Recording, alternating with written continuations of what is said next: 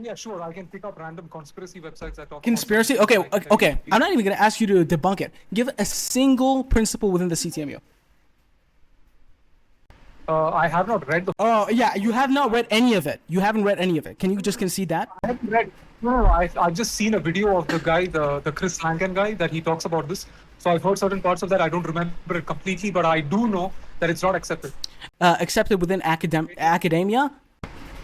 Exactly. And what relevance is that to the truth propositions of the claims that are within the CTMU? What?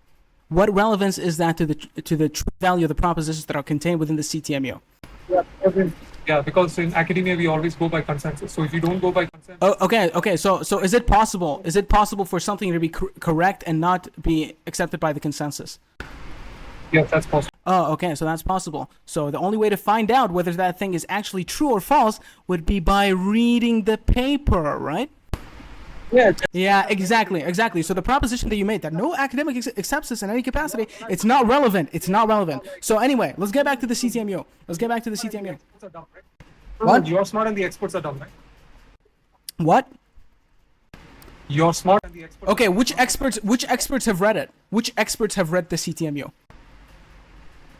So when I read information that the CTMU is not accepted, what does that mean? Does that mean that I have to give you the name of every single expert? No, that's not. I'm just asking you, which expert has read the CTMU that does not approve of it? And approve of it how? Which expert? Wait, experts on what? Experts on what? I don't have to give you. Wait. Experts on what? What are their expertise? What are their expertise? If the paper is not accepted, it means. Wait. Within what field? In philosophy, in science, in both. You know, you realize that every philosophy in any philosophical publishing paper, journal ever is disagreed upon within almost any philosophical community, right? There is no one consensus in any philosophical community on literally anything. That's the whole point of philosophy.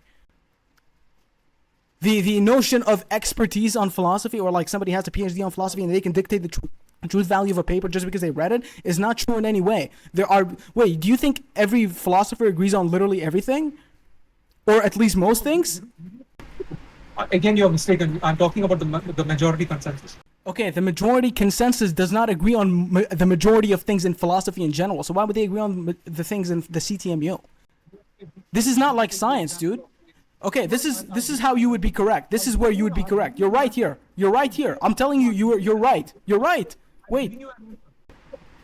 No, wait. I'm giving you an answer. So you said that majority of the people cannot agree on one thing in philosophy. That's wrong. Take things, for example, like externalism, physicalism. You can look at the Phil Survey's paper that clearly there is a majority consensus on those positions. The majority of philosophers believe in physicalism? Yes. Okay, so does that necessarily entail that the majority of philosophers agree on philosophy?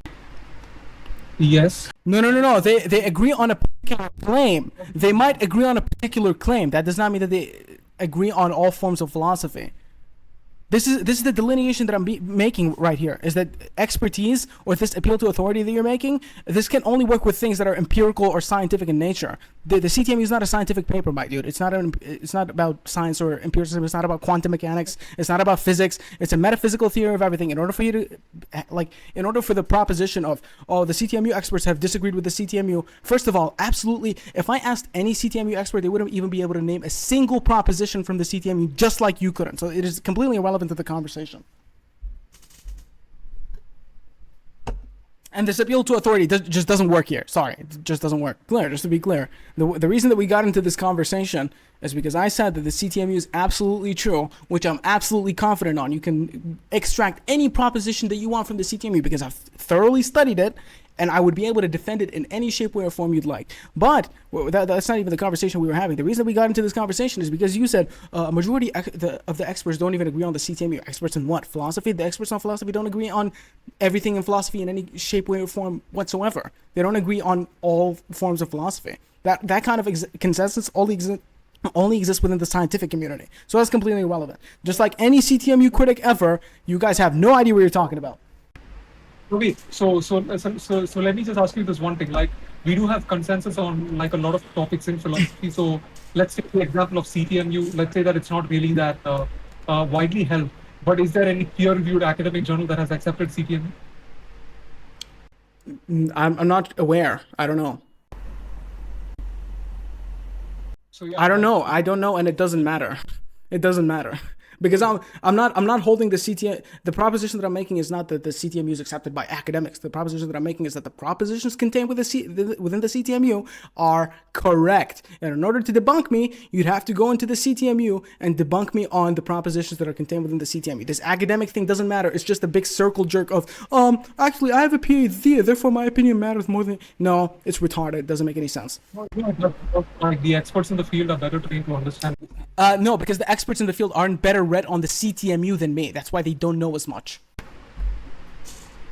Okay, that's why I'm asking you. Give me a single expert that has read the CTMU and knows it better than I do that I can't defend it. Why is it the case that these academics believe that the CTMU is incoherent if there are people that believe in the CTMU? Because we don't go by the minority, we go by the majority consensus. How does that answer my question?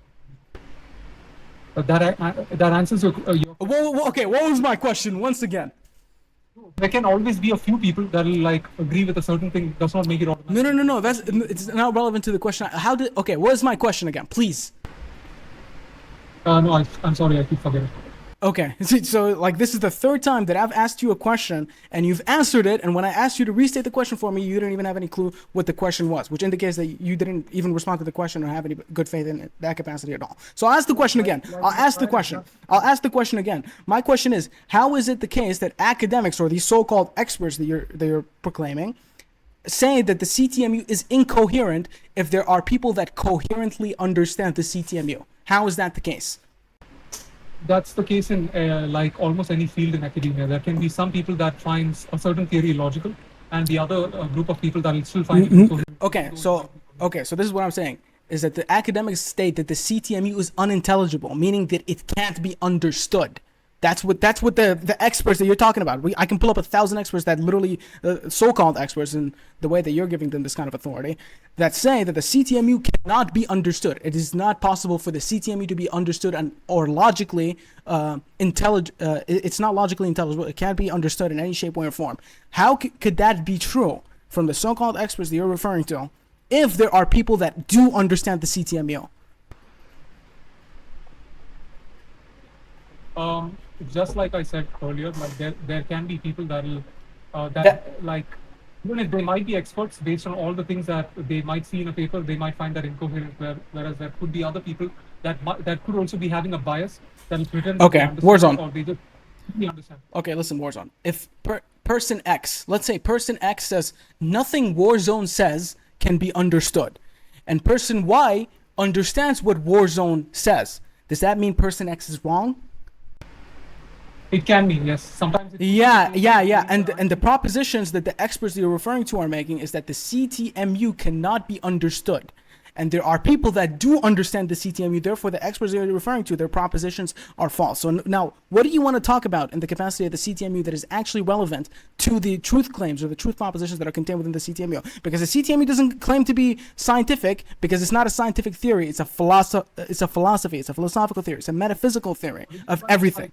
I just talk about like empirical reality. Can you restate what you said? Yeah, like it's still pointless for me to talk about CTMU because it is not a scientific theory. And that absolutely doesn't matter. In order for something to be a true reflection, wait. Do you think everybody do you think everything needs to be a scientific theory? What? Do you think everything needs to be a scientific theory? Again, that's not what I said, right? No. I'm asking you. I'm not saying that's what you said. Just to be clear, you're positioning this as if I'm making some kind of straw man. I'm not making a straw man. I'm just asking you a question. Does everything need to be a scientific theory for it to be correct? My answer is that it doesn't need to be, but if you want it to be likely correct, then you have to use the scientific. Likely correct. Okay, so I don't know if philosophy doesn't operate within this kind of likelihood. A proposition is either true or it's false. So the CTMU, let's just get this concession out of the way. It could totally be the case that the CTMU is absolutely correct about all the proposition that it makes. That's a possibility, right? Yes, and it's a possibility. Okay, that's a possibility. And if that is the case, then reality is not random. What do you mean? Because one of the propositions in the CTMU is that reality is not random. Yeah, so if the CTMU is false, then reality can be random. The CTMU is not. Okay, then let's go through it. How is the CTMU false? Because it's not a scientific theory, and there is Okay. So anything that is not a scientific theory is incorrect. usually yes, any claim. Usually yes. So wait. Either something is incorrect if it's not a scientific theory, or it is correct and can't be a scientific theory. Most of the time, anything that is not a scientific theory are mostly just stuff that. Okay, usually. How do you know that's the case when we're talking about the CTMU? How do you know that's the case when we're talking about the CTMU? Because, like I told you, logic by itself cannot be used to justify objective truth. CTMU is. Wait. Logic itself. Logic itself can't be used to justify objective truths. What is an objective truth? Is not sufficient. What is an objective truth? Things that exist independent of your mind. Well, the definition of objective is something that exists independent of your opinion. Nothing exists. Wait. This is the silliest proposition that can ever be made. How can there exist anything external to your mind? Can you demonstrate that? So listen to the proposition that is being made. Can there be a distinction? Can reality be distinguished? Can reality be distinguished absent cognition? No. Okay, so you can't distinguish reality absent cognition. So reality is necessarily distinguished by a coupling of information and cognition. Okay. Yeah. So reality does work within the confines of a mind. It's necessary for it to exist within the confines of a mind. So again, like earlier when you asked me about what like objectivity is, like I just said that correctly. I just looked this up in Wikipedia. So something is objective if it can be confirmed independently of the mind. So, The problem that you're having here is because you can't demonstrate something without using a mind. If you don't have a mind, you can't demonstrate. That is exactly why I debunked that point by saying that if you have a mind, I understand that you are still stuck with your mind. But the point is when you make a hypothesis or a model and then you make testable predictions that the physical world exists. And that exists within your mind, yeah. Yeah, I agree. That exists within your mind, yeah, of course. Yeah, so obviously when we talk about the physical world and we make the claim that the physical world exists external to your mind, and if you have confirmations in the future that that confirm your predictions, then that justifies. No. Wait. The physical world. Okay. The physical world exists outside of our mind. That's the proposition, right? Yes. Okay, prove it. As I told you, there is no. Okay, so I mean, like, dude,